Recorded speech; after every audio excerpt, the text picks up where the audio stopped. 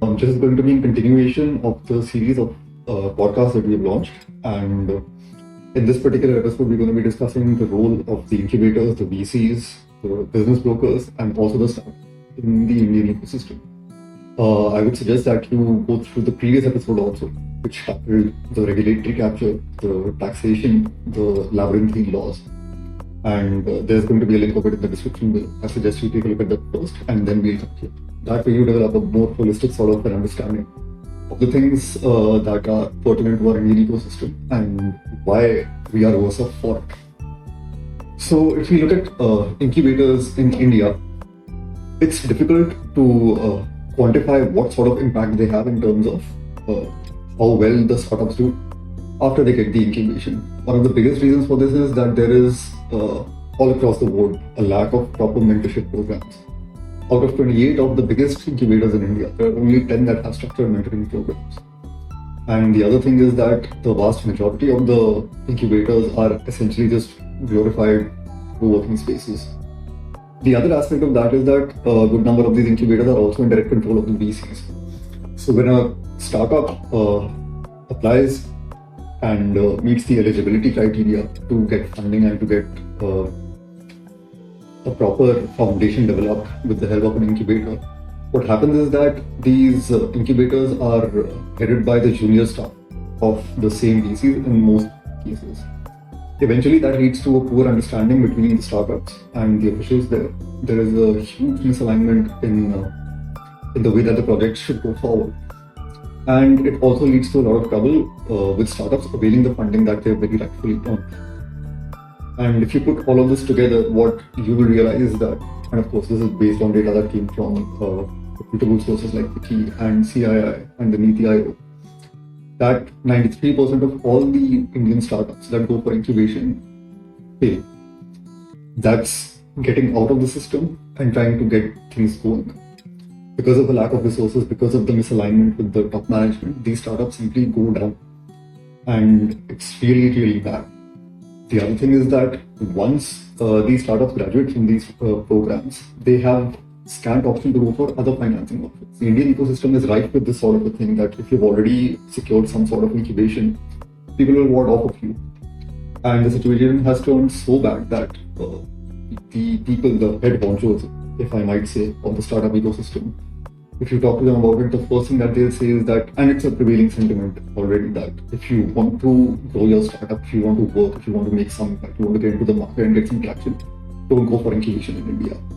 And there could be no stronger and more vehement rejoinder that the Indian ecosystem could get. That the same places that are supposed to help you nurture and grow you are actually hampering your growth. And that it's better to not go for incubation in India.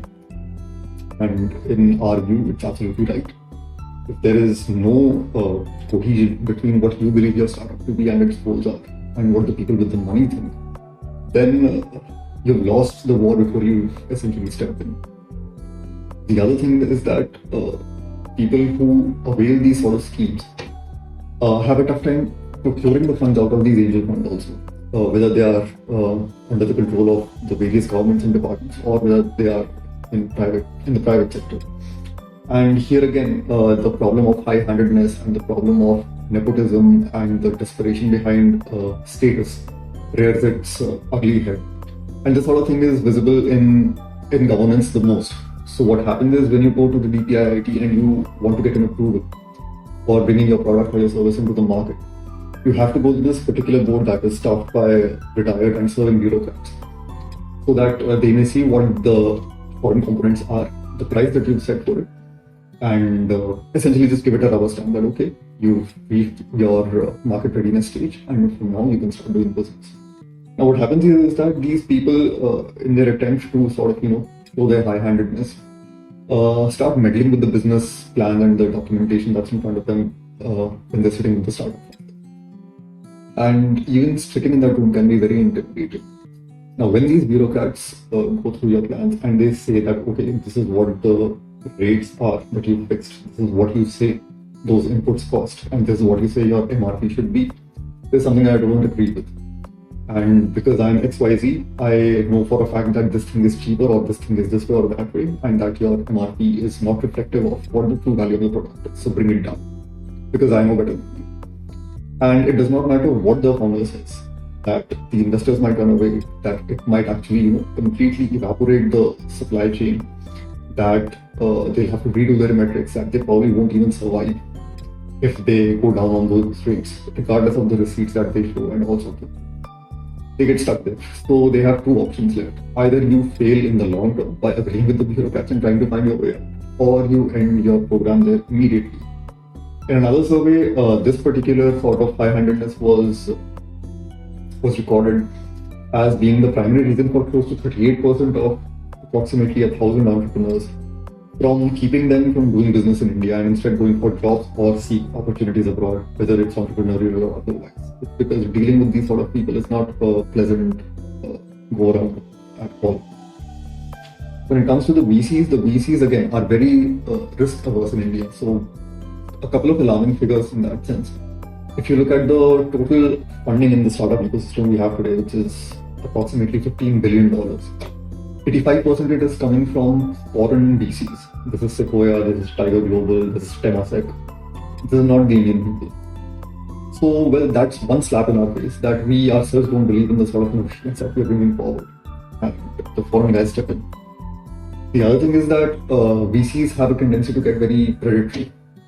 Unfortunately, if you look at the way the funds are disbursed across the world and then in India, what you will realize is that if you go to places like Singapore or the US or UK or the European Union, you apply for a program, and if you qualify and if you have a decent product in place, the funding comes directly to your hands.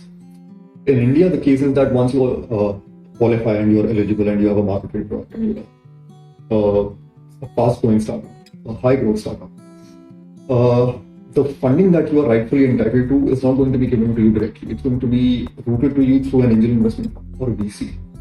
And here the VCs start taking advantage. So 78% of all startup founders in India today have said that they have had major interference with their VCs and that they eventually had to acquiesce, going away from what their original plan was, what the original nature of the product was, and what the impact that it would have had. And again, the poor guy at the startup is stuck. The other thing that happens is that they build very complex term sheets. They know the sort of people that are coming to them are very naive. They might be innovative, very industrious, very hardworking. And they are given all sorts of promises and yeses and handshakes. And eventually what they realize is that after the product is developed, that they essentially don't own their own IP, or that they're bonded to them for the next 3 years of the complete revenue, only because they believed in what the VC said and they sort of took it on trust and did it in an honorable fashion. That, okay, since we've shaken our hand and we've agreed with you, this is how we're going to proceed. So it comes back to slap them in their face. The other problem is there are a lot of brokers that are mushrooming in the Indian ecosystem, and it's a pretty simple, pretty prevalent sort of fraud that they do. That they go to these young founders and they talk with them about having their big dreams, their ambitions, and the impact that they want to have, the scale that they want to reach, and they tell them, okay, look, the Indian system is pretty competitive and this, that, and the third. But for a small fee, a facilitation fee, I can get you in touch with these sort of guys who would fund your project. These could be VCs, angel investors, whatever. And they usually charge between 50,000 rupees to 10 lakh rupees for fixing these sort of meetings. And predictably, what eventually happens is that either they give them data that is publicly available on the sort of investors that they talked about, or they will get you in touch with an investor who never really had any intention to invest in your startup. And there you suffer again, and there is no recourse for it. So this leaves us with the startups. And just in terms of, just trying to be completely fair in the assessment of the Indian ecosystem, startups are at fault. Now, a lot can be said about why they are at fault. And obviously, the first blame goes to the circumstances that they're in, that people here focus more on the top line numbers, the revenue you're generating, not the profits, not the cash flow, not the impact of the product. The other thing is that India is a very risky market. Innovative startups in general are risky. So they cower away a little, but they manifest it in a very different sort of a way. I mean, I guess all of us are familiar with the sort of burnout culture that we unfortunately aggrandize in our domestic business ecosystem, wherein it's taken for granted that you'll be spending 70 hours a week working. Now, that's one part of it. The other part is that once you get accepted to a VC or an angel investor, you are completely beholden to them. So essentially, they decide when you get the money and how much you should get. This puts the founders in a very difficult position. They don't just have their own families to feed, they have employees, they have team members, they have founders, people who put their heart and soul into this thing. So when these people come over, and it's imperative for these startups to get the funding to sustain themselves for on a day-to-day basis, they do a lot of things that are unsavory. They'll inflate numbers, they'll inflate their valuation, they'll inflate the sort of sales that they're making. And you've seen it with the worst of the worst and the biggest of the biggest. Whether it's Byju's, whether it's Go Mechanic, whether it's Silingo, whether it's Bharat Pay for that matter also. So it's an endless list. So corporate governance also becomes an issue there. And unfortunately here the same sort of gatekeepers and the auditors that you expect to keep things in place, PwC, EY, KPMG, whatever you might call it, they are usually handing up to. So if you look at Bharat Pay, PwC knew about it all the time and they couldn't detect it. And it's essentially something or the other, and mostly it's whistleblowers from inside the organization themselves that eventually bring forth how everyone is being fooled in this extremely high growth trajectory in a very high performance, high pressure sort of environment to bring in money. Now, what this all brings us to the conclusion to is that yes, the Indian startup system is, the Indian startup ecosystem is essentially very lacking in almost every way possible. Whether it's transparency, it's accountability, it's actual encouraging of innovation, fair terms, doing business on honor. We suffer all around. But this is sort of counterbalanced by the fact that not only are we the third largest hub for startups, but the third largest by volume, where we have the number of unicorns in question, which is 117 as of now. And I would tell you that this is somewhat reassuring in the sense that, of course, an entrepreneur here can exceed if they really put their mind, body, soul into it, and they have a group of people that are supportive all the way. But this is not indicative of how congenial the system is. This is more to do with how strong the entrepreneurial spirit within the Indian innovators and founders are. And it is that what's driving them forward. And if you are a budding entrepreneur and being operating into the startup ecosystem, of course, I won't say that it's impossible or that you shouldn't. But what I will tell you is that, of course, you're gonna get in. You're gonna put your heart into it. It's going to be blood, sweat, and tears, essentially. And you'll eventually be a multi-millionaire. You'll have great impact, you'll have fame, you'll have all the perks. But do you really want to be in that position when you are that person and you look back and you think that had I been in a more congenial environment, instead of taking 10 years to get to this place, I would have been able to do it in 5. I wouldn't have had to sort of, miss out on important personal and social milestones, your daughter's graduation, your wife's birthday, your own birthday. The parents, if they are particularly ill and they require your help, they need support in day-to-day, so they need emotional comfort, those sort of things. These are essentially intangibles that people just take for granted, but they have a huge impact on how far a person goes with their business and their innovation.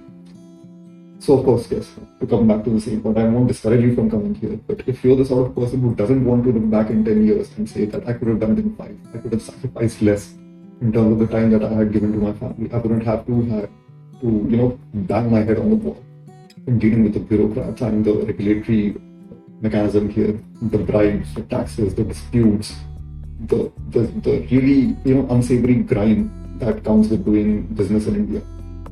In that sense, I will say yes, we can help you.